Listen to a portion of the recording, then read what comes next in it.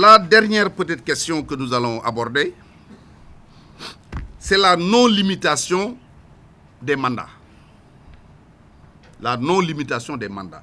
C'est vrai que nous étions en profonde réflexion, mais nous pensions que la question de mandat du président n'allait pas se poser en ce moment-là, à ce moment précis. Parce que je vous l'ai dit tantôt, le commissaire l'a dit avant moi d'ailleurs, après l'élection présidentielle, nous nous sommes réunis, nous avons dit, bon, réajustons maintenant le sens de notre action et nous avons choisi des thèmes sur lesquels il fallait discuter. Mais puisque d'autres l'ont posé, et je ne sais même pas pourquoi, d'ailleurs je vais même jusqu'à dire aux gens que mais yéen ñi posé affaire bi yéen a bëgg mu am quoi. Parce que lu kenn xalaatu boo ñëwee di ci wax peut-être da nga bëgg mu am. Mais nous pensons que dans une démocratie, le pouvoir n'appartient qu'au peuple et au peuple seulement. Cela veut dire quoi? Si le peuple sénégalais élit Cochin, qui est là notre ami, il fait un mandat. Le peuple dit, ah vraiment on est content de lui. Il le réélit. Il fait un autre mandat peut-être plus satisfaisant que le premier. On dit à ce peuple-là, vous n'avez pas le droit de le réélire. Au nom de quoi? Alors que ceux qui nous le disent, ils le font. J'ai donné l'autre jour sur un plateau de télévision l'exemple de l'Allemagne. On me dit, oui, oui, c'est pas le même régime. C'est le même régime. L'appellation change.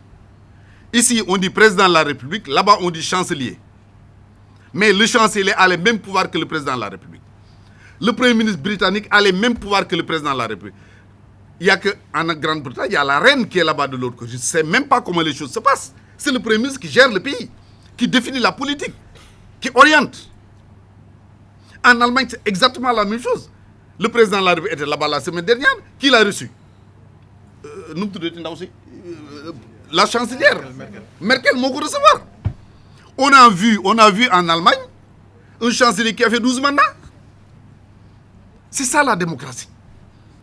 Mais rappelez-vous en 2012, beaucoup d'entre vous, beaucoup, avaient dit à Wade, vous n'avez pas le droit d'avoir un autre mandat. Et pourtant, il s'est présenté. Alors, est-ce que se présenter veut dire gagner? Non.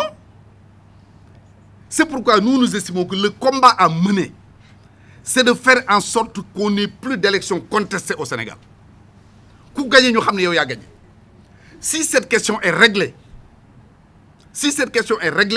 tu peux te présenter 1000 fois, tu seras battu 1000 fois. Pour nous, c'est ça le combat du peuple sénégalais. Faire en sorte que toutes les élections, qu'elles soient territoriales, législatives, présidentielles, que les élections se passent normalement. Mais là, il faut des mesures d'accompagnement. Vous avez vu qu'on parle beaucoup de pétrole au Sénégal.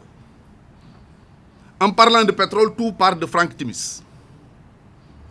Et on vous dit également que le contrat qui lie l'État du Sénégal à Franck Timis a été signé la veille de l'élection présidentielle en 2012. Raison pour laquelle on n'a même pas eu le temps de numéroter le contrat. Mais l'expérience doit servir à quelque chose. À partir de ce moment, nous disons il faut limiter du pouvoir du président de la République qui est candidat à sa propre succession. À partir du jour de proclamation des candidats officiellement par le Conseil constitutionnel, le président de la République ne doit plus avoir le droit de prendre certains engagements.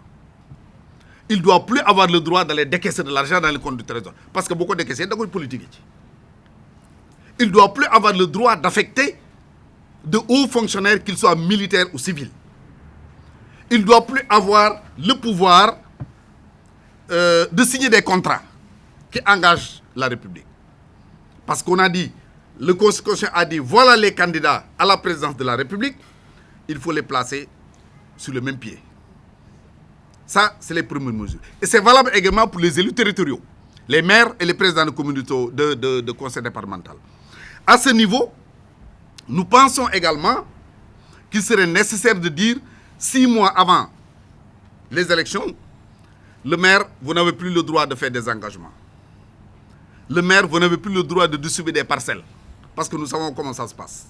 Donc là aussi, nous avons dit qu'il faut prendre ces mesures. Si nous le faisons, nous pensons que nous pourrons faire à notre pays, en tout cas, des pas importants dans le domaine de la démocratie et des libertés individuelles et collectives.